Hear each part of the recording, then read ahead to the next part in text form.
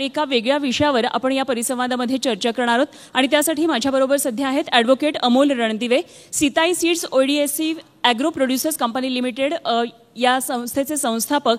2017 मध्ये त्यांनी ही संस्था स्थापन केली आणि सारोळा तालुका जिल्हा उस्मानाबाद या गावामधून अत्यंत मध्यमवर्गीय अशा कुटुंबामधून त्यांचा जन्म झाला। शेती करणारं हे शेतकरी कुटुंब होतं। वकील व्यवसायामध्ये त्यांनी जम बसवला, मात्र त्यांचं शेतीवरचं प्रेम हे प्रचंड होतं।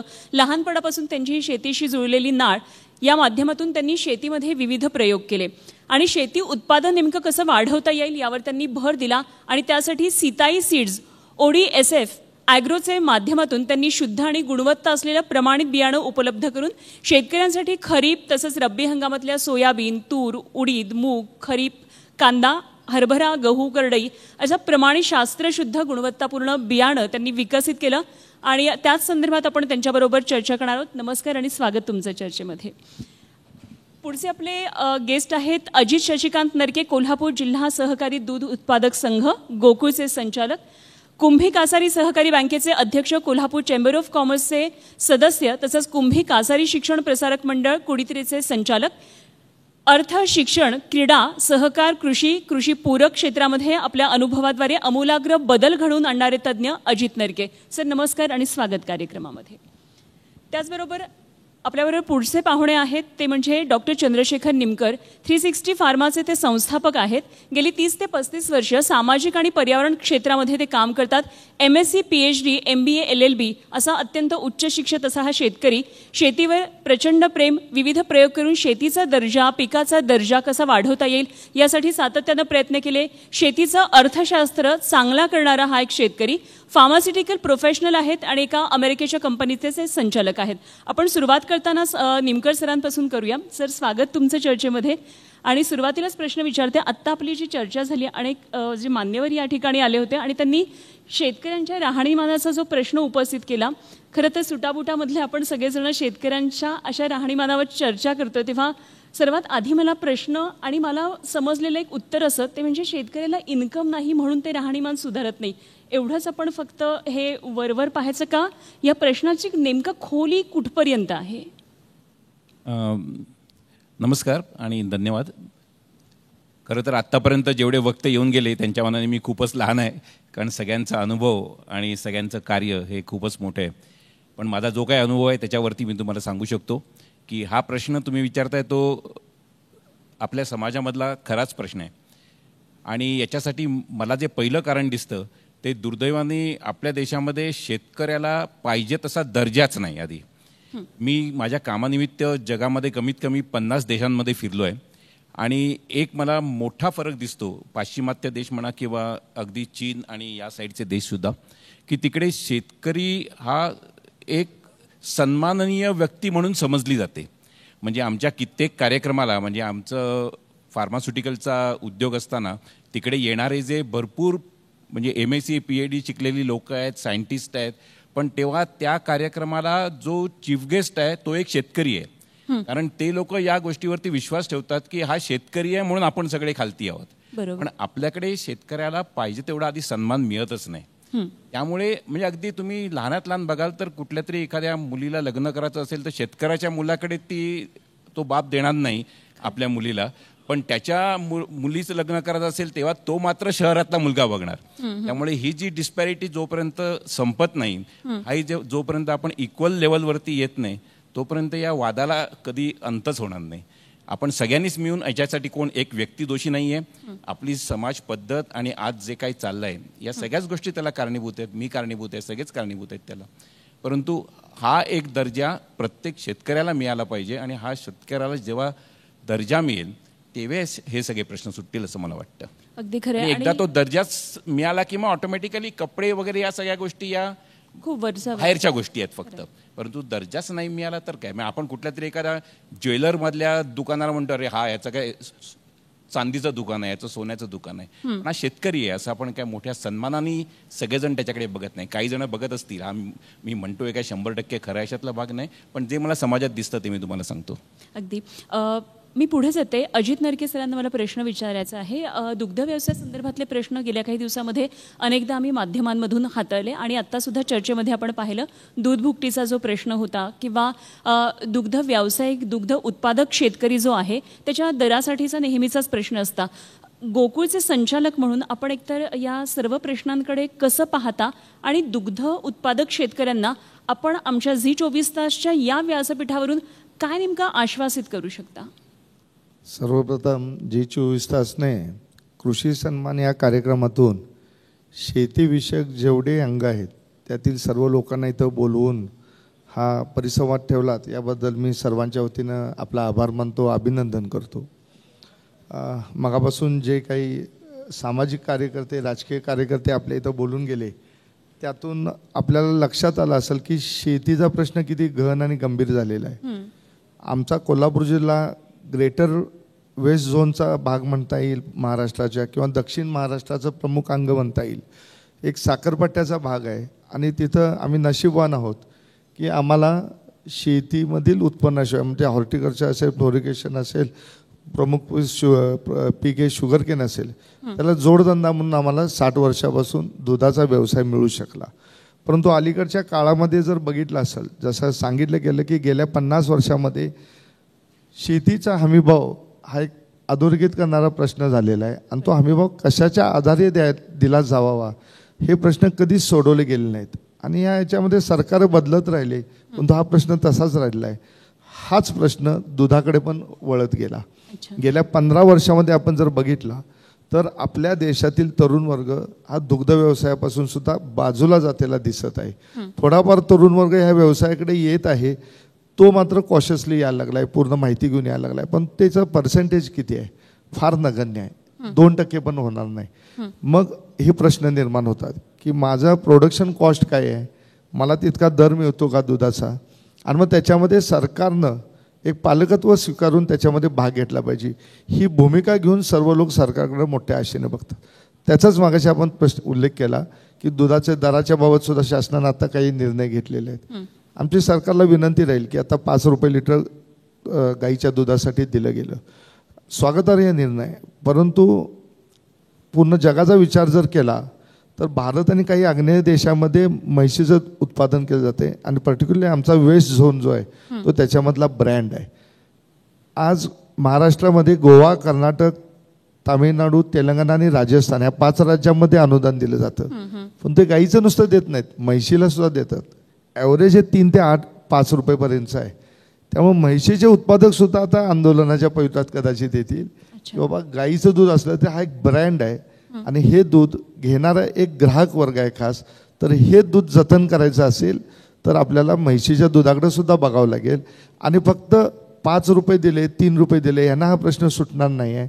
प्रत्यक्षात उत्पादन खर्च काय होतो आणि त्याबद्दल दर काय असला पाहिजे आणि ते करत असताना शेतकऱ्यांनी सुद्धा आपली प्रोडक्टिव्हिटी वाढवली पाहिजे दुधामधली. आजची जनावरं जी आहेत की 4 ते 5 लिटरची म्हैस, 7 ते 9 लिटरची गाय, ह्या पद्धतीने ॲव्हरेज उत्पादन घेणारी मंडळी जवळपास या धंद्यामध्ये 80% आहेत. राहिलेल्या 20% सुद्धा असणारे किती जण बिझनेस म्हणून करतात हा प्रश्न आहे. ह्या सगळ्यामध्ये एक चांगल्या पद्धतीनं धोरण म्हणून महाराष्ट्र शासनानं दुग्ध खात्याचं स्वतंत्र बजेटही केलं पाहिजे. बजेटचा अर्थ म्हणजे नुसते पैशाचा पुरवठा असं होत नाही, त्याचं स्किल डेव्हलपमेंट अशा काही गोष्टी सरकार आणि या दूध व्यवसायामध्ये काम करणारे सर्व संघ यांनी एकत्रितपणे केलं पाहिजे असं मला वाटतं. ओके, मी पुढच्या प्रश्नाकडे जाते आणि ॲडव्होकेट अमोल रणदिवे यांच्यासाठी हा पुढचा प्रश्न आहे. Sitai seeds ODSF agro producers company लिमिटेडचे आपण संस्थापक आहात. बरेचदा आम्ही माध्यमांमधून हा प्रश्न हाताळत असतो की बोगस बियाणं, मात्र आपण हा खूप स्तुत्य आणि एक चांगला उपक्रम राबवलेला आहे. काहीही झालं तरी बियाणं शुद्धता हा आपला एक मानस आहे आणि त्याच दृष्टीने तुम्ही पुढे जात आहे. तेव्हा राष्ट्रीय अन्न सुरक्षा अभियानाअंतर्गत कडधान्य आणि गळीत धान्य योजनेअंतर्गत शेतकरी बियाणं उत्पादक कंपन्यांबाबत केंद्र आणि राज्य सरकारची धोरणं आहेत, तर या संदर्भात आपलं काय नेमकं उत्तर आहे? तर मगाशी थोडं ह्याच्यावरती पण हा पण एक भाग झाला ज्यावेळेस पाशाबाई बोलत होते की फूड सिक्युरिटी मिशन हा एक विषय झाला मगाशी.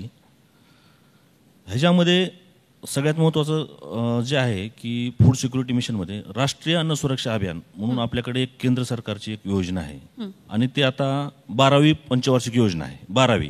कारण फूड सिक्युरिटी मिशन हे प्रत्येक 5 वर्षाला त्याचं गाईडलाईन्स तयार होतात, त्याचं पॉलिसी डिसिजन तयार होतात आणि त्याच्यानुसार पुढचा आराखडा तयार होतो पुढच्या 5 वर्षामध्ये कशा पद्धतीनं फूड सिक्युरिटी मिशन अवलंब करायचा. आता 12व्या पंचवार्षिक योजना ह्या 2023 पर्यंत होत्या. ऑलरेडी त्याचा कालावधी संपलेला आहे. आता आपल्या भारताच्या अर्थमंत्री मान्य निर्मला सीतारामजी ह्यांनी बोलताना पण ऑइल सीडवरती भर दिला बोलताना. हे पहिल्यांदा झालं असं तेलबिया. ह्याच्यापूर्वी भारताला जे काही लागणारं तेल आहे किंवा त्यात सूर्यफूल असेल, भुईमुग असेल, करडई असेल, सोयाबीन असेल, हे जे आहे ते स्वयंपूर्ण नाही येत आपण.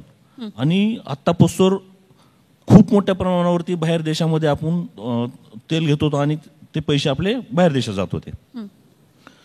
जर आपण राष्ट्रीय अन्न सुरक्षा अभियान जर चांगल्या रीतीनं जर राबवलं तर जे काय आता ह्याच्या अंतर्गत आता हे राबवणं म्हणजे इनडायरेक्टली शेतकऱ्यांना फायदा होतो त्याचा.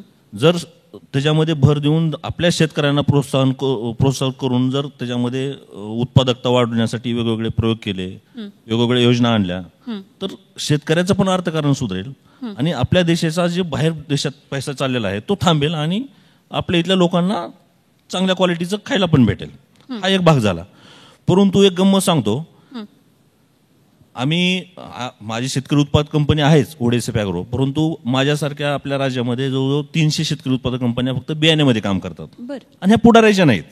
हे आमच्यासारख्या सर्वसामान्य शेतकऱ्यांनी निर्माण केलेल्या शेतकरी उत्पादक कंपन्या आहेत आणि ह्याच्यामध्ये आम्ही बियाण्यामध्ये काम करतो. मग आम्ही विखुरलेल्या स्वरूपात होतो. मग आमचं काही कोण ऐकायला असणार नाही. मग मान्य डवले साहेब कृषी सचिव होते, आमचं त्याचं जरा थोडं जास्त जुळायचं, भांडणं व्हायचे आमचे बोलत बोलत हे सगळ्या, परंतु ते काम करत होते. तो त्यांचा एक चांगला हे होता. मग त्यांनी सांगितलं की बाबा तुम्हाला असं नाही चालणार. मग त्यांनी सुचवलं की तुम्ही एक संघ करा, ऑर्गनायझेशन करा. मग आम्ही बियाणे उत्पादक संघ महाराष्ट्र राज्य पुणे म्हणून इथे चॅरिटीकडे रजिस्ट्रेशन करून टाकलं. ह्याच्यामध्ये आम्हाला माहीतच नाही दिल्लीला मध्ये काय असतं किंवा काय नाही. मी सर्वसामान्य शेतकरी 2-3 वेळेस गेलो तर आम्हाला समजायलाच तयार नाही कशा प्रोसेस असतात काय असतात. जवळजवळ मी आता मागच्या 4 वर्षामध्ये मी आणि माझे 4 प्रतिनिधी कमीत कमी 30 ते 35 वेळ जाऊन आलो केंद्र सरकारकडे, कृषी विभागात, कृषी भवनला. एक दिवस अशी गंमत झाली की बाबा हे बघत बघत शोधत आपले भारताचे कृषी सचिव आहूजा सर तिथपोस्तर पोहोचलो आम्ही. अशी गंमत झाली की बाबा आपल्याकडे आता हे सगळे बोलतात की शेतकरी उत्पादक कंपन्या निर्माण झाल्या पाहिजे, त्यांना प्रोत्साहन केलं पाहिजे, शेतकऱ्यांना प्रोत्साहन केलं पाहिजे, कडधान्याला प्रोत्साहन दिलं पाहिजे, गळधान्याला प्रोत्साहन दिलं पाहिजे. परंतु मागच्या 2 वर्षाखाली पीएमओ ऑफिसला गळी धान्याचा प्रस्ताव गेलेला आहे. आज तारखेपर्यंत तो पेंडिंग आहे तिथं. त्याच्याबरोबर पाम ऑइलचा पण गेला होता प्रस्ताव. 2 प्रस्ताव गेले होते जॉईंट सेक्रेटरीकडून आणि सेक्रेटरीकडून पीएमओ ऑफिसला 2 प्रस्ताव गेले, पाम ऑइल आणि ऑइल सीड. आता पाम ऑइलचा अगदी 1 महिन्यात प्रस्ताव मंजूर होऊन वापस आला. आता आपल्या भारतामध्ये पाम ऑइलची शेती कोण करते? कोणच करत नाही. मग कशासाठी तो प्रस्ताव लगेच मंजूर केला? आणि जी आपण शेती करतो पारंपरिक गळीधान्य, कडधान्य, भरडधान्य, त्याचे प्रस्ताव तुम्ही तिथं प्रलंबित ठेवता आणि आज पण तसाच आहे प्रलंबित. फक्त इथं व्यासपीठावर येऊन कृषी मंत्री महोदय असतील, वेगवेगळे राजकीय पुढारी असतील, फक्त बोलतात. पाशाबाई असंच बोलून गेले मगाशी टास्क फोर्स. आता म्हणले मुख्यमंत्र्यांनी एक टास्क फोर्स तयार केला. त्या टास्क फोर्ससाठी माझं पण नाव सुचवलं गेलंय. परंतु त्या टास्क फोर्सचा काही उपयोग होणार नाही किंवा ह्यांनी जी कमिटी केली तर काही होणार नाही. हे फक्त यांचं बोलण्यापुरतं आहे. यांची इच्छाशक्ती नाहीये शेतकऱ्यांना असंच वाऱ्यावर सोडायचं, यांनी काम करायचं नाहीये. हे माझं स्पष्ट मत आहे. ही एक वेगळ्याच प्रकारची व्यथा खरं तर तुम्ही मांडलात. जर हे मंत्री महोदयांसमोर निश्चितच आपण या कार्यक्रमांच्या माध्यमातून तर पोहोचवणार आहोतच. आणखी दुधाच्या बाबतीत सुद्धा मला एक असाच प्रश्न खरं तर अजित सरांना विचारायचा आहे. आपण पाहतो की दूध उत्पादनामध्ये इतर राज्य महाराष्ट्राच्या पुढे आहेत आणि त्याच्यामध्ये विशेष करून गुजरातचं नाव नेहमीच पुढे येतं. व्यावसायिकदृष्ट्या आणि अगदी शेतकऱ्यांच्या वैयक्तिकदृष्ट्या सुद्धा खूप मोठा विकास गुजरातनं केलेला आहे. या सगळ्या व्यवसायामध्ये आपण महाराष्ट्राला कुठे पाहतो आहोत आणि काय नेमकं करता येईल की महाराष्ट्र यामध्ये प्रगत राज्य होईल? कारण दुधासाठी जी इंडस्ट्री आहे ती खूप मोठी आहे, तर काय या दृष्टीने नेमके उपाय आपल्याला सुचवता येतील? पहिल्यांदा मला एक दुसरी गोष्ट जरूर मांडायची आहे. आपल्याला काही करायचं असेल तर पहिल्यांदा आपल्याला प्रयत्न करावे लागतात आणि ते प्रयत्न आपण 100% केले पाहिजेत. काही वेळा अपयश येत असतं आणि ते अपयश येत असताना आपण बऱ्याच वेळा दुसरीकडे बोट दाखवतो की यांनी मला सहकार्य केलं नाही. तो करत असताना एक बोट आपल्याकडे असतं, एक काम आपण काही वेळेला विसरून जातो. सरकार हे एक मीडिएटर माध्यम आहे की आपलं जीवन उंचवण्यासाठी. असंही होतं की बऱ्याच वेळा आपण सरकारला दोष न देत बसतो, परंतु आपण किती संघटितरित्या काम करतो हाही विचार करण्याची गरज आहे.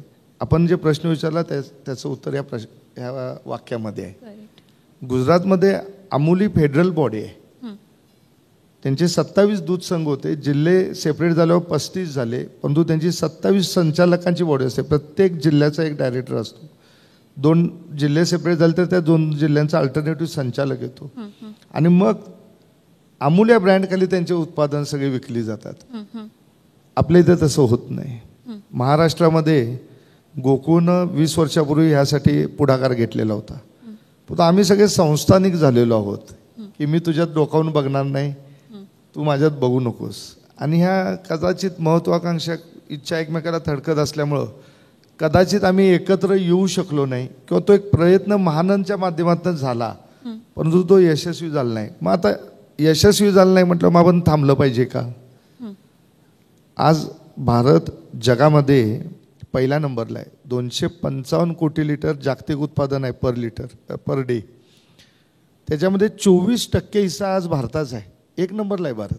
63 कोटी लिटर पर डे आपलं उत्पादन आहे.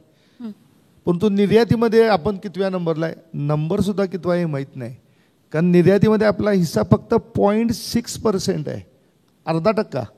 न्यूझीलंड 1 नंबरला आहे 22%. म्हणजे ही तफावत काय? म्हणजे आपल्याला बऱ्याच वेळेला आपण ऊस पट्ट्यामध्ये बघतो, आपण ऊस लावतो का, कारण तो कारखाना घेऊन जाणार हे माहीत आहे, दर कमी जादा होईल. दुधाच्या बाबतीमध्ये आम्ही दूध उत्पादन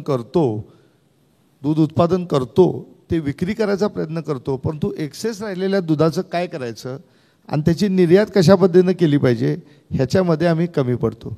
आज आपल्याला जे मी म्हटलो की महाराष्ट्र देशामध्ये 7व्या नंबरला आहे. 63 कोटी लिटर पर डेचं आपलं देशाच्या उत्पन्नापैकी 3.9 कोटी लिटर हे महाराष्ट्राचं उत्पन्न आहे. त्यातलं ऑर्गनाइज सेक्टरमध्ये 1.56 कोटी आहे. अनऑर्गनाइज 2.35, म्हणजे डोमेस्टिक आणि खाली जातं ज्याचा हिशोब नाही. म्हणजे ऑर्गनाइज म्हणजे प्रायव्हेट कंपन्या, दूध संघ यांच्या मार्फत होणारं जे दूध आहे ते. आता याच्यामध्ये पण 2 वर्षापूर्वी तुम्ही जर बघितला, कोरोना नंतर आपण किती वर्ष जगणार आहे माहीत नाही असंच समजून का काय प्रत्येकजण खर्च करायला बाहेर पडला, ट्रिप्स करायला लागला प्रचंड प्रमाणात. आणि त्यावेळी उत्पादनामध्ये शिल्लक राहत नव्हतं. लोणी, पावडर, कुठल्याही गोष्टी नव्हतं. आज डिमांडमध्ये कमी पडलेलं आहे. आज पावडर लोणीचे स्टॉक एवढे प्रचंड झाले की आम्ही अडचण झालो. मगाशी राहुल कुलनी सांगितला की बाबा एक सर्क्युलर आलं आणि ते बंदही केलं गेलं. अशा काही गोष्टी आहेत. परंतु महाराष्ट्र आपण 7व्या नंबरला आहे. नॅशनल लेवलला 444 ग्रॅम पर कॅपिटा अवेलेबिलिटी आहे मिल्कची, जे आपण महाराष्ट्रामध्ये 315 आहे. हे खाली आहे असं मी म्हणणार नाही, कारण देशातून लोकांचे तांडेच्या तांडे मुंबईकडे आणि पुण्याकडे येत असतात. त्यामुळे आपल्याकडची लोकसंख्येमधली वाढ नोकरीनिमित्त वाढत असल्यामुळे आपण पर कॅपिटा कमी दिसतो. परंतु अतिरिक्त राहणाऱ्या दुधाचं उत्पादनं जी असतील त्याचं मार्केटिंग कसं करता येईल ह्याच्यासाठी संघटितपणे सेंट्रल गव्हर्नमेंटनं प्रयत्न करणं फार गरजेचं आहे. नुकतंच अमित शहांच्या सहकार मंत्रालय मागील निवडणुकीत झालं, त्याच्या अंतर्गत निर्यातीसाठी एक सेल पण डेव्हलप झालेला आहे. त्याच्या पुढे काही हालचाल फास्ट झालेली नाही. अपेडासारख्या संस्थेने त्याच्यामध्ये भाग घ्यावा. राज्य स्तरावरच्या कोटे सिस्टीम डेव्हलप करून बाहेरच्या निर्यातीमध्ये प्रोत्साहन द्यावं लागेल, तेव्हा हा व्यवसाय आणखी वृद्धिंगत होता येईल आणि दूध उत्पादक शेतकऱ्यांना सुद्धा त्यांचा वाटा जास्तीत जास्त प्रमाणात देता येईल असं मला वाटतं. ओके, मला ॲडव्होकेट अमोल रणदिवेंना एक प्रश्न असा विचारायचा आहे की बियाणं उत्पादनमध्ये गुणवत्ता आणि शुद्ध बियाणं यासाठी काही पोर्टल याबाबत काय नेमकं आहे, अशी काही पोर्टल्स आहेत का, काय नेमकं त्याच्याद्वारे आपल्याला उपाय करता येतील? आपण जर बघितलं पूर्ण भारतामध्ये सध्या बियाण्याच्या बाबत जर विचार केला तर पूर्ण भारतामध्ये 2% सुद्धा बियाणं शुद्ध शेतकऱ्यांना उपलब्ध होईल याची कुठंच आज नोंद नाहीये किंवा गॅरंटी नाहीये, कोण म्हणू पण शकत नाहीये. अच्छा. मागच्या 8-10 वर्षापासून तर अशुद्ध बियाण्याचा बाजार खूप मोठ्या प्रमाणात वाढलेला आहे, भेसळयुक्त बियाण्याचा. आणि ह्याच्यासाठी भारत सरकार किंवा प्रत्येक राज्य सरकारकडे गुणवत्ता विभाग म्हणून एक, क्वालिटी कंट्रोल म्हणून एक ऑफिस आहे त्यांचं. परंतु ते ऑफिसच एवढं करप्शन पूर्ण व्यापलेलं आहे की कारण चढावं लागतं. एखाद्या अधिकाऱ्याची बदली जर झाली समजा तर तिथं ती जागा मिळण्यासाठी चढावं लागते, एवढे रेट तेवढे रेट तेवढे रेट, आणि मग चाललेलं आहे सगळं असंच. परंतु मागच्या वर्षी केंद्र सरकारने एक थोडा चांगला निर्णय घेतला की पूर्ण भारतामध्ये एक साथी पोर्टल म्हणून एक सॉफ्टवेअर तयार केलं. अच्छा. आणि त्याच्यामध्ये बियाणे कंपन्या जे तयार करणाऱ्या ज्या कंपन्या आहेत त्याच्यात सुरुवातीपासून विद्यापीठापासून जी बियाणं आणलेलं आहे तिथून ते विक्रीपर्यंत त्याच्यामध्ये सगळं कंपल्शन केलेलं आहे. त्याच्यावरती पूर्ण डाटा घेण्यासाठी कंपल्शन केलेलं आहे सगळ्याला. आणि मला वाटतं मागच्या वर्षी प्रायोगिक तत्वावर महाराष्ट्र एक त्याच्यामध्ये घेतलं होतं. आणि आता झालेला जो खरीप आहे त्या खरीपमध्ये त्या साथी पोर्टलचा बऱ्यापैकी फायदा झालेला आहे आणि शेतकऱ्यांना चांगल्या प्रतीचं बियाणं उपलब्ध झालेलं आहे. परंतु ह्याच्यामध्ये सध्या साथी पोर्टलवरती फक्त प्रमाणित बियाण्याचं डाटा घेतलेला आहे. खरी गरज जी आहे ते ट्रुथफुल म्हणजे भेसळयुक्त बियाणं द्या म्हणून अशी एक ट्रुथफुल सीडचं ऍक्ट आणलेला आणि तसंच आहे चालू. तर ते अगोदर ट्रुथफुल सत्यतादर्शक बियाणं अगोदर ती साथी पोर्टलवरती घेतलं पाहिजे. त्याच्याशिवाय आपले जे काही राज्यातील असतील किंवा भारतातील शेतकरी असतील त्यांना शुद्ध बियाणं मिळणार नाही. आणि जोपर्यंत शुद्ध बियाणं मिळणार नाही तोपर्यंत माननीय मोदी साहेबांनी डबलिंग द इन्कम फार्मर्स जे काही कन्सेप्टमध्ये आणला तो कधीही साध्य होणार नाही. त्याच्यामुळं आम्ही आमच्या बियाणे संघाच्या माध्यमातून माझ्या स्वतःच्या कंपनीच्या माध्यमातून भारत सरकारकडे आणि राज्य सरकारकडे वारंवार ह्या गोष्टीसाठी पत्रव्यवहार पण केलेला आहे. आणि त्यांनी आश्वासन पण दिलेलं आहे की पुढच्या येणाऱ्या खरीपमध्ये किंवा पुढच्या रब्बीमध्ये ट्रुथफुल बियाणं पण ह्या साथी पोर्टलवरती कंपल्शन करून ते मग सगळ्या शेतकऱ्यांना चांगल्या प्रतीचं बियाणं उपलब्ध करून देणार असं याची अंमलबजावणी होईल बेसिकली ह्याची आपण आशा करूया. मला पुढे एक खूप महत्त्वाचा प्रश्न तुम्हाला असा विचारायचा आहे की शेतकरी उत्पादक कंपन्यांबाबत केंद्र आणि राज्य सरकारची जी धोरणं आहेत तर त्याबाबत तुम्ही कितपत समाधानी आहात किंवा तिथेही तुमचा काही अनुभव वेगळा आहे का? मुळात शेतकरी उत्पादक कंपन्यांची संकल्पना ही माननीय शरद पवार साहेब ज्यावेळेस कृषी मंत्री होते तेव्हापासून सुरुवात झाली. जी सुरुवात झाली ते आता एवढ्या मोठ्या प्रमाणावरती ही संकल्पना बोकाळली आहे की फक्त कुणी कृषी मंत्री असतील, मुख्यमंत्री असतील, देशाचे पंतप्रधान असतील, कृषी मंत्री असतील, देशाचे सगळेजण चर्चा करतात आपल्या भारतामध्ये शेतकरी उत्पादक कंपन्या वाढल्या पाहिजे आणि हे झालं पाहिजे. वाढून करणार काय? तुम्ही थोडंफार बेसिक फाउंडेशन थोडंफार देणार म्हणजे तुम्ही 4 आणे देणार आणि शेतकऱ्याच्या खिशातले 12 आणे रुपये काढून. समजा एक उदाहरण सांगतो, राष्ट्रीय अन्न सुरक्षा अभियान अंतर्गत शेतकरी उत्पादक कंपन्यांसाठी बियाण्याच्या प्लांटसाठी अनुदान भेटतं. त्यासाठी साधारण 12-12.5 लाख आत्ता झालं अनुदान, 12.5 लाख, पूर्वी तर कमीच होतं. ती योजना करण्यास 12.5 लाख देतं. तो प्रकल्प पूर्ण करायला साधारण 30-35 लाख रुपये लागतात. राहिलेला तो कर्ज घेणार, हे 12.5 लाख खिशातले 20% मार्जिन टाकणार. पुढे करणार काय? त्याला नॉलेज काय किंवा कशा पद्धतीनं पुढे हे करायचे? वर्किंग कॅपिटलसाठी पैसे कुठून आणणार? हे काहीच नाही, बेसलेस सगळं. आणि फक्त बोलणार की शेतकरी उत्पादक कंपन्या द्यायला पाहिजे. आणि ज्यावेळेस एखादी योजना, एक साधं उदाहरण सांगतो, आपल्याकडे शोभा ठाकूर म्हणून भारत सरकार कृषी विभागात जॉईंट सेक्रेटरी होत्या. त्यांच्याकडे ऑइल सीडचा पण चार्ज होता आणि पल्सेसचा पण चार्ज होता. एक साधा प्रॉब्लेम, एक विषय झाला की बाबा त्याच्यामध्ये पल्सेसमध्ये शेतकरी उत्पादक कंपन्याच्या शेतकऱ्याला पण आणि महाबीजच्या पण शेतकऱ्याला उत्पादन अनुदान दिलं जायचं क्विंटलवरती, त्याच्यामध्ये आहे. आणि जो की ऑइल सीडचा जो काय गाईडलाईन्स आहेत त्याच्यामध्ये फक्त महाबीज आणि म्हणजे स्टेट एजन्सीज आणि सेंट्रल एजन्सीजलाच होतं फक्त, त्यात एफपीओला काढलेलं.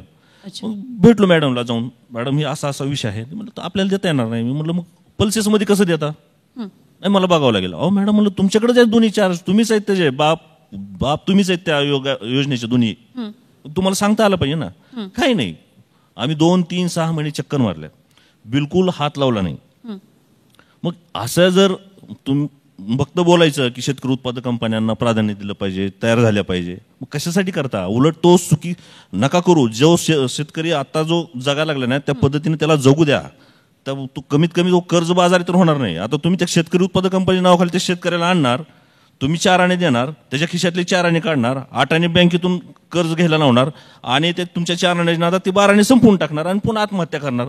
मग कशाला काय कंपन्या करायला होता? तुम्हाला जर शेतकरी उत्पादक कंपन्याची जर एवढीच कळकळ असेल तर तुम्ही त्या ज्या तुमच्या योजना आहेत त्या योजना परिपूर्ण व्यवस्थित उतरून आणा, जे की स्टार्ट टू एंड मार्केटिंग पासून त्याचं सगळं झालं पाहिजे. त्याला पूर्ण मग तो कुठंतरी त्याला सुधरेल, काहीतरी त्याचं हे होईल. आताच्या ह्यांचं बोलणं म्हणजे फक्त ते उलट ते शेतकरी उत्पादक कंपनी. मला तर कधी मध्ये असं वाटतं की शेतकरी आता टॅक्स नाहीये, कुणाला टॅक्स नाहीये, फक्त इन्कम टॅक्स फक्त शेतकऱ्याला. मला तर ह्यांचं असं वाटतं इनडायरेक्टली की ह्याला टॅक्स नाहीये तर ह्यांना शेतकरी उत्पादक कंपनी नावाखाली गोळा करा एकत्र आणि पुन्हा ह्यांच्याकडून टॅक्स वसूल करा. कारण ह्याचं उदाहरण सांगतो, माझा जर घरी 10 क्विंटल सोयाबीन निघालं, मी विकलं तर मला टॅक्स नाहीये. तेच मी शेतकरी उत्पादक कंपनीच्या नाव जर केलं, जे काय प्रॉफिट आहे तर मला त्या कंपनीमुळे मला टॅक्स भरावा लागेल. मग मला कधी मध्ये वाटतं की ही ह्यांची चाल तर नाहीये. म्हणजे कारण हे फसवेगिरी आहे सगळे, यांचं बोलणंच असं आहे. म्हणजे शेतकरी उत्पादक कंपन्या काढायला लावायच्या आणि मग त्या टॅक्स खाली घ्यायच्या आणि मग सगळं चालू करायचं सरळ. कारण असं डायरेक्ट तुम्ही शेतकऱ्याकडून टॅक्स घेऊ शकत नाही. घ्यायला तर मग तुमच्या मागं लागतील, ते आंदोलन होतील, काही होईल, हे पण असू शकतं यांचं. वेगळ्या प्रकारची व्यथा खरं तर तुमच्या माध्यमातून आम्ही ही ऐकली. मला नेमकं सर आपल्याला विचारायचं आहे, आपण सप्लाय चेन मॅनेजमेंटमध्ये सुद्धा आहात. भलेही तुमची इंडस्ट्री वेगळी आहे, तुम्ही फार्मामध्ये हे करता, पण ह्या ज्या अनुभवाकडे जे आत्ता यांनी सांगितलं, हा अनुभव तुम्ही कसा पाहता? कारण हे खूप महत्त्वाचं आहे की तुम्ही योजना जाहीर करता, तुम्ही एखादी घोषणा करता, मात्र त्याच्यासाठी जी सिस्टम आहे, ती व्यवस्था, ती आपल्याकडे नाही आहे. बरोबर आहे, हे म्हणजे तुमचं ऑब्झर्वेशन एकदमच बरोबर आहे. आपल्याकडे बरेच वेळा काय होतं की आधी योजना डिक्लेअर केली जाते आणि त्या योजनेकरता पाहिजे असलेलं इन्फ्रास्ट्रक्चर म्हणजे गव्हर्नमेंटच्या आतमधली सिस्टीम आणि बाहेरची सिस्टीम म्हणजे सॉफ्टवेअर आणि हार्डवेअर याचा आपण तेव्हा घोषणा करताना विचारच केला जात नाही. आणि नंतर मग ते सगळं रिवर्क करणं ही एक मोठी ॲक्टिव्हिटी होते. आणि या गोष्टीवर जसे आता त्यांनी सांगितलं त्याप्रमाणे की सप्लाय चेनचा ह्याच्यामध्ये खूपच मोठा रोल आहे. आणि जोपर्यंत सप्लाय चेनचं इन्फ्रास्ट्रक्चर हे सक्षम होत नाही तोपर्यंत या अडचणी येतच राहतील. आता आपण जेव्हा 2021 मध्ये कोरोनाच्या काळामध्ये पण बघितलं तेव्हा पण सप्लाय चेनचा हा खूप मोठा रोल होता त्याच्यामध्ये. की कित्येक ठिकाणी तुम्ही बघितलं असेल की सरकार जे मदत पाठवत होतं ती मदत सुद्धा जिकडे कमी लोकसंख्या आहे तिकडे जास्त वस्तू जात होत्या, जिकडे जास्त लोकसंख्या आहे तिकडे कमी वस्तू जात होत्या. कारण हे जे सप्लाय चेनचं जे पूर्ण अभ्यास आहे आणि त्याचं इम्प्लिमेंटेशन आहे ते पाहिजे त्या प्रमाणामध्ये नाही झालं. याचा अर्थ पुढे होणार नाही असं पण नाही, नंतर आपण जास्त अभ्यास करून जास्त चांगल्या पद्धतीने करू पण शकतो. परंतु सरकारने या सगळ्या गोष्टी नवीन योजना आणताना हा बॅकएंडचा अभ्यास जर आधी केला, बॅकएंड आधी उभं केलं तर मग या पुढच्या योजनांचं इम्प्लिमेंटेशन जास्त चांगलं होऊ शकेल. खरं लोकप्रियतेसाठी अशा घोषणा होतात आणि त्यानंतर त्याची अंमलबजावणी होत नाही हे आपल्याला या माध्यमातून दिसतं. खरं ही सगळी चर्चा ऐकत असताना आणि यावेळी अनेक जे मान्यवरांनी विचार मांडले, मला एक सारखा क्रांतिकारी विचार माझ्या मनात येत होता की आपण सरकारकडे मायबाप म्हणून बघतो, का नाही आपण एखादी पॅरलल सिस्टम तयार करत की आपल्याला नको सरकारची गरज, असं काही होण्याची शक्यता आहे का? हे खूप अनऑर्गनाइज सेक्टर आहे म्हणून असा एक विचार येतो. तर तुम्ही कसं पाहता या प्रश्नाकडे? नाही, हे म्हणजे तुम्ही म्हणताय वाक्य नक्कीच चांगलं आहे आणि आपण स्वावलंबी असणं हे आणखीन चांगलं आहे. आता पण आपण एवढे मगापासून सगळ्या लोकांचे विचार ऐकले, त्यात काही जण सरकारच्या विरोधामध्ये पण बोलले असतील, काही सरकारच्या बाजूने पण बोलले असतील, परंतु याच्यामध्ये आपणच आपला काहीतरी रस्ता काढणं, काही तो आता मी माझं उदाहरण दिलं तर म्हणजे बाकीच्यांचं तर नक्कीच अशी उदाहरणं असतील की एकाच जमिनीवरती वर्षातनं 3-3 वेळा पीक घेणं, त्यातनं मिळणारं उत्पन्न वाढवू शकतो. त्यानंतर म्हणजे मी पण करतो. किंवा माझी जिकडे आंब्याची झाडं आहेत त्या झाडांच्या खालची जमीन पूर्ण रिकामी आहे, तिकडे मी दुसरं काहीतरी पीक घेऊ शकतो, त्याचं मला ॲडिशनल इन्कम मिळतं. मी हळद जास्त क्वांटिटीवरती बनवतो. त्या हळदीमध्ये जो मेडिसिनल कॉम्पोनंट आहे कुर्कुमिन, तर त्या कुर्कुमिनचं हाय कंटेंट असलेलं कुर्कुमिनची जी मी हळद आहे त्याची मला बाजारामध्ये किंमत पण जास्त मिळते. साधी आपल्याला वाण्याकडे नंबरच सांगायचा झाला तर 150, 200, 250 रुपये किलोनी आपल्याला हळद मिळते. पण माझ्या हाय कंटेंट कुर्कुमिनला जवळजवळ 1000 रुपये एका किलोला मिळतात. तर हे एक जस्ट उदाहरण म्हणून मी तुम्हाला सांगितलं. पण अशाच पद्धतीचे आपण आपल्या प्रॉडक्टची क्वालिटी वाढवू शकतो. एकाच जमिनीवरती 2-2, 3-3 पिकं घेऊ शकतो. असंच आपण स्वतः जास्तीत जास्त सक्षम होण्याचा प्रयत्न करून यातनं काहीतरी रस्ता काढू शकतो. अगदी खरं आहे. यासाठी मला वाटते ती प्रयोगशीलता आणि त्यासाठी थोडंसं विचारमंथन होणं खूप गरजेचं आहे. नक्कीच नक्कीच. अगदी मी नरके सरांकडे जाते. सर, अगदी शेवटच्या भागाकडे येते. गोकुळ खूप वेगवेगळ्या नेहमीच उपक्रमांमध्ये अग्रेसर असतं आणि म्हणूनच गोकुळचं नाव खूप वेगळ्या पद्धतीनं घेतलं जातं महाराष्ट्रामध्ये. तर ज्या योजना, नाविन्यपूर्ण योजना गोकुळतर्फे देण्यात येतात त्या संदर्भात आणि ग्लोबल वॉर्मिंग, कार्बन उत्सर्जन कमी करण्यासाठी सुद्धा गोकुळचं खूप मोठं योगदान आहे. तर त्याविषयी थोडंसं तुम्ही सांगा. मला ही माहिती सांगायला निश्चितच आनंद वाटेल. आत्ताच नेमकर साहेबांनी जी माहिती सांगितली, आम्ही दूध व्यवसायामध्ये गोकुळ 100% सरकारी मदतीशिवाय चालवतो. होय. कुठल्याही सरकारी योजनांचा आमच्याकडे वापर नाही आहे. सिंगल रुपीज सर्व गोष्टी संघ उत्पादकांना घेऊन काम करत असतं. आमची त्रिस्तरीय रचना आहे. दूध उत्पादक शेतकरी, दूध संस्था आणि दूध संघ. दूध संघाचे मालक हे दूध संस्था आहेत, दूध संस्थेचे मालक हे दूध उत्पादक आहेत. सध्या गोकुळमध्ये 16.5 लाख लिटरची हाताळणी होते दुधाची. जवळपास दुधाव्यतिरिक्त 13 प्रोडक्ट आहेत आमचे. परंतु हे करत असताना 61 वर्ष झाली गोकुळला. अमूलची स्थापना 1965 आहे, गोकुळची 63 आहे. 46ला दूध व्यवसाय स्वातंत्र्यपूर्व काळी सुरू झालेला आहे. परंतु काही वैशिष्ट्यपूर्ण गोष्टी आम्ही शेतकऱ्याला सोबत घेऊन करत गेलो म्हणून आम्ही टिकलेलो आहे. अगदी त्याच्या गोठ्यापासून ते दूध पोचवेपर्यंत सगळ्या गोष्टीमध्ये आम्ही त्याला हेल्प करत असतो.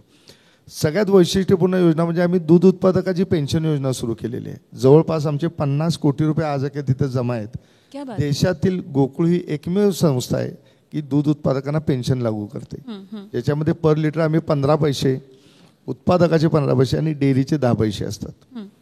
ह्याच्याशिवाय दुसरी आम्ही आता 8 दिवसापूर्वी आम्ही आयुर्वेदिक हर्बल पशुपूरकांचा कारखाना सुरू केला. NDDBनं पायलट प्रोजेक्ट म्हणून आमच्याकडे गोकुळावर राबवलेला.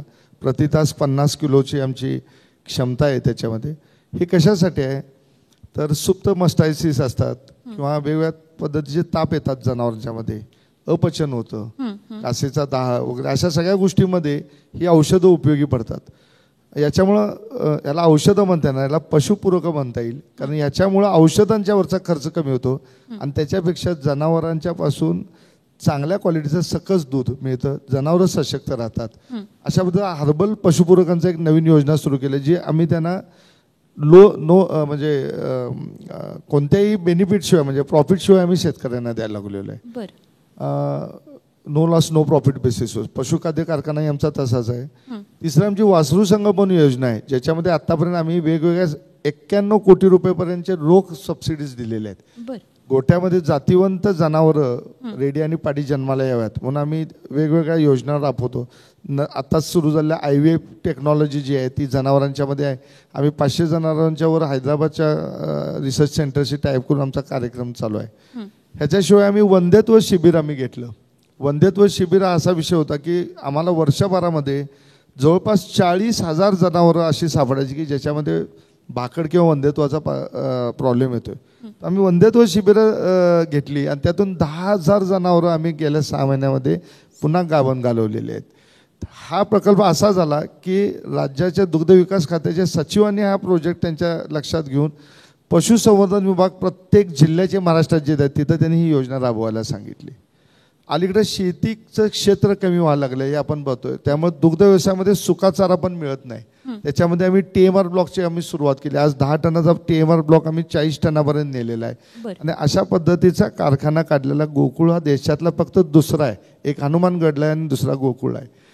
या अशा पद्धतीच्या आम्ही गोष्टी वेगवेगळ्या पद्धतीने घेतोय. मग सायलेज आहेत, इनफ सॉफ्टवेअरच्या मार्फत आम्ही 1,29,000 जनावरं टाईप करून वेगवेगळ्या योजना राबवतो. अशा बऱ्याच वेगळ्या उपयोगी गोष्टी आम्ही राबवतो. पण दुसरा एक तुम्ही चांगला प्रश्न विचारला की ग्लोबल वॉर्मिंगमध्ये कार्बन उत्सर्जन, कार्बन इमिशन कसं कमी करता येईल.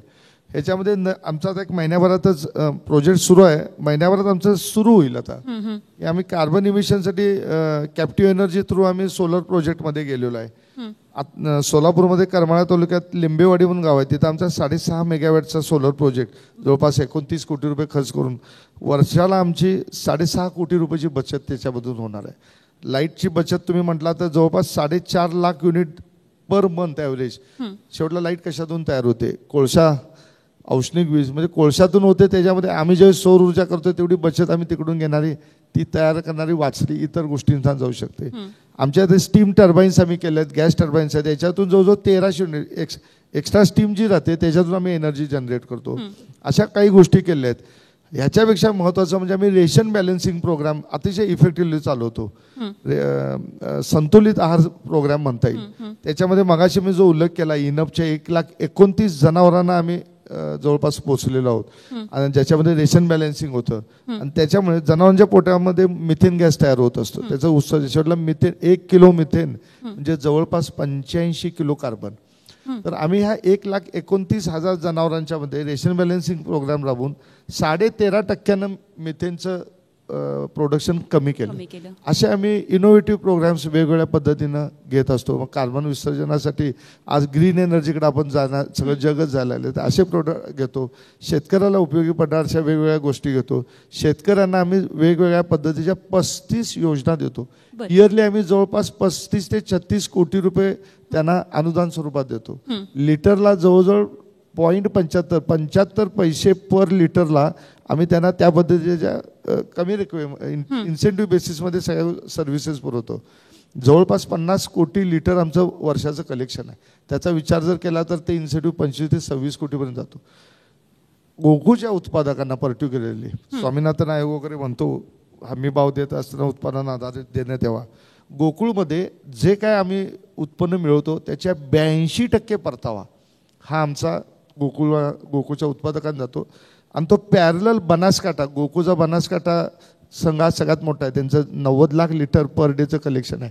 तर त्या संघाच्या बरोबरीनं आम्ही गोकुळ 82% परतावा द्यायला गेलेलो आहे. हे आम्हाला अभिमानास्पद. रेट ऑफ रिटर्न जर 82% असेल तर किती हा नफा मोठा असू शकतो.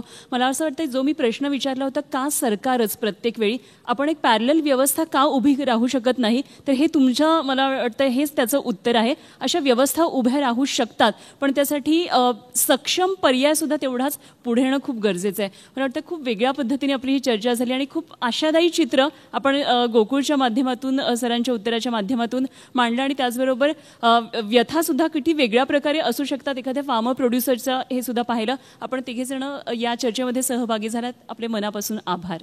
धन्यवाद.